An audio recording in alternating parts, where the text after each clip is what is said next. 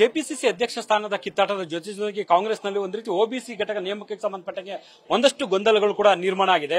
ಇತ್ತೀಚೆಗಷ್ಟೇ ನೇಮಕ ಮಾಡಿ ಆದೇಶ ಹೊರಡಿಸಿದಂತಹ ಪ್ರಕ್ರಿಯೆಗೆ ಹೈಕಮಾಂಡ್ ಖುದ್ದು ಬ್ರೇಕ್ ಅನ್ನು ಹಾಕಿರುವಂತದ್ದು.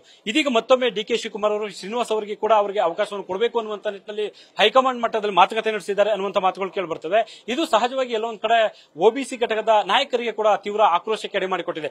ಈ ಬಗ್ಗೆ ಮಾತನಾಡೋದಕ್ಕೆ ಪರಿಷತ್ ಸದಸ್ಯರು ಆಗಿರುವಂತಹ ನಾಗರಾಜ್ ಅವರು ಇದ್ದಾರೆ. ಅವರ ಹತ್ರ ಒಂದಷ್ಟು ವಿಚಾರಗಳನ್ನ ಮಾತಾಡುವಂತ ಒಂದು ಪ್ರಯತ್ನ ಮಾಡೋಣ. ನಾಗರಾಜ್ ಅವರ, ಈಗ ಒಬಿಸಿ ಘಟಕದ ಸಂಬಂಧಪಟ್ಟಂಗೆ ನೇಮಕ ಮಾಡಿದ್ರು, ಅದಕ್ಕೆ ಮತ್ತೆ ತಡೆ ನೀಡಿದ್ರು, ಮತ್ತೆ ಯಾವ ಹಂತದಲ್ಲಿದೆ ಅದು?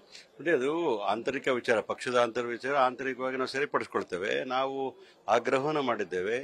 ನಾವು ನಾಗರಾಜ್ ಯಾದವ್ ಅಂತೂ ಯಾವುದೇ ವ್ಯಕ್ತಿಗತವಾಗಿ ವಿರೋಧ ಮಾಡತಕ್ಕಂಥದ್ದಿಲ್ಲ. ಸೈದ್ಧಾಂತಿಕವಾಗಿ ಕಾಂಗ್ರೆಸ್ ಪಕ್ಷದಲ್ಲಿ ಹಲವಾರು ವರ್ಷಗಳಿಂದ ಕಾಂಗ್ರೆಸ್ ಸಿದ್ಧಾಂತದಲ್ಲಿ ನಂಬಿಕೆ ಇಟ್ಕೊಂಡಿರ್ತಕ್ಕಂಥ ಕಾರ್ಯಕರ್ತರು, ನಾಯಕರು ಬಹಳಷ್ಟು ಜನ ಇದ್ದಾರೆ.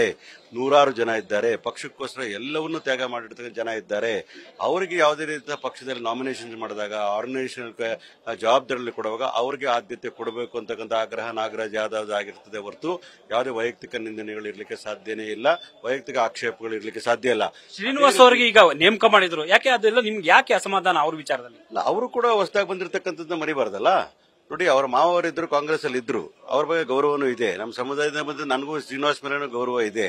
ಆದ್ರೆ ಇದು ಶ್ರೀನಿವಾಸ ನಾಗರಾಜ್ ಮ್ಯಾಟರ್ ಅಲ್ಲ, ಇದು ಪಕ್ಷದ ಮ್ಯಾಟರ್. ನಾಗರಾಜ್ ಯಾದವ್ ಅದಕ್ಕೆ ಆಕಾಂಕ್ಷಿ ಆಗಿಲ್ಲ. ನಾಗರಾಜ್ ಯಾದವ್ ಸಿಕ್ಲಿಲ್ಲ ಅನ್ನೋ ಕಾರಣಕ್ಕೋಸ್ಕರ ನಾಗರಾಜ್ ಆಕ್ಷೇಪ ಮಾಡಿದ್ರೆ ನಾನು ಯಾವುದೇ ರೀತಿಯಿಂದ ವೈಯಕ್ತಿಕವಾಗಿ ಆಕ್ಷೇಪವನ್ನು ವ್ಯಕ್ತಪಡಿಸಿಲ್ಲ.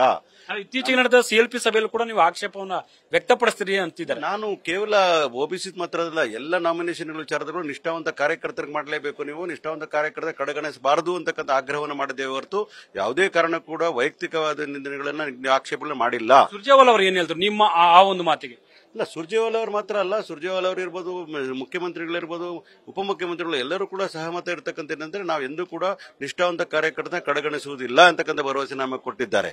ಆದರೆ ಒಂದು ತಿಳ್ಕೋಬೇಕಾಗ್ತದೆ, ಕೆಲವು ಸ್ವಯುಕ್ತ ಪೀಪಲ್ ವಿತ್ ವೆಸ್ಟೆಡ್ ಇಂಟ್ರೆಸ್ಟ್ ಅವ್ರೇನ್ ಮಾಡ್ತಾರೆ ಅಂದ್ರೆ ನಾಗರಾಜ್ ಅವರು ಆಕ್ಷೇಪ ಮಾಡೋದನ್ನ, ನಾಗರಾಜ್ ಅವರು ಯಾವತ್ತೂ ಕೂಡ ಫೈಟ್ ಮಾಡ್ತಾ ಇರತಕ್ಕಂಥ ಪಕ್ಷದ ಸಿದ್ಧಾಂತಕ್ಕೆ ಮತ್ತು ಪಕ್ಷದ ಕಾರ್ಯಕರ್ತರ ಅನ್ಯಾಯ ಆದಾಗ ಧ್ವನಿಯಾಗಿ ಇರಬೇಕಾಗಿರೋದು ನನ್ನ ಕರ್ತವ್ಯ. ಯಾಕಂದ್ರೆ ಪಕ್ಷ ಎಲ್ಲವನ್ನೂ ಕೊಟ್ಟು ನನಗೆ ಬಿಎಂಟಿಸಿ ಅಧ್ಯಕ್ಷ ಮಾಡಿತ್ತು, ಇವತ್ತಿನ MLC ಆಗಿ ಮಾಡಿರ್ತಕ್ಕಂಥದ್ದು, ಪ್ರಿವಿಲೇಜ್ ಕಮಿಟಿ ಚೇರ್ಮನ್ ಮಾಡಿರ್ತಕ್ಕಂಥದ್ದು, ಮುಖ್ಯ ವಕ್ತಾರ ಮಾಡಿರ್ತಕ್ಕಂಥದ್ದು ಎಲ್ಲವೂ ಕೊಟ್ಟಿರ್ತಕ್ಕಂಥದ್ದು ಪಕ್ಷ.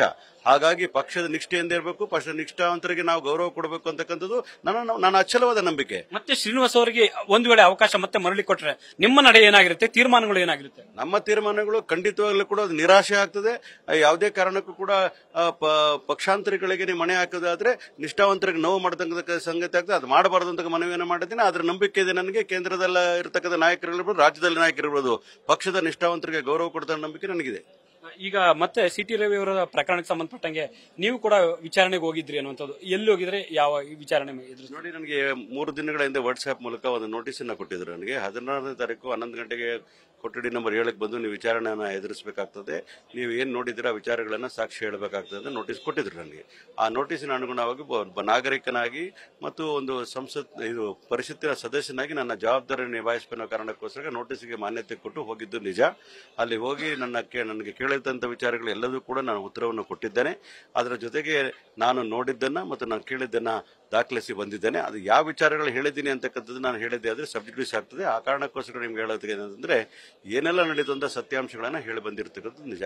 ಮತ್ತೆ ಪೊಲೀಸರು ಮತ್ತೆ ಬರೋದಕ್ಕೆ ನಿಮ್ಗೆ ಹೇಳಿದಾರ ಅಥವಾ ಇಲ್ಲಿಗೆ ಮುಕ್ತಾಯ ಆಗಿ ಮುಂದೆ ಬರಬೇಕು ಅಂತ ವಿಚಾರಗಳು ಹೇಳಿಲ್ಲ. ಕೋರ್ಟಿಂದ ಏನಾದರೂ ವಿಚಾರ ಬಂದಾಗ ನೀವು ಕೋರ್ಟ್ಗೆ ಹೋಗಿ ಹಾಜರಾಗಿ ನಿಮ್ಮ ಅನಿಸಿಕೆಗಳನ್ನು ಹೇಳಬೇಕಾಗ್ತದೆ ಅಂತ ಹೇಳಿದರೆ ಖಂಡಿತವಾಗ್ಲೂ ಲಾ ಅಬೈಡಿಂಗ್ ಸಿಟಿಸನ್ ಆಗಿ ಖಂಡಿತ ನನ್ನ ಕರ್ತವ್ಯ ನಾನು ಮಾಡ್ತೇನೆ.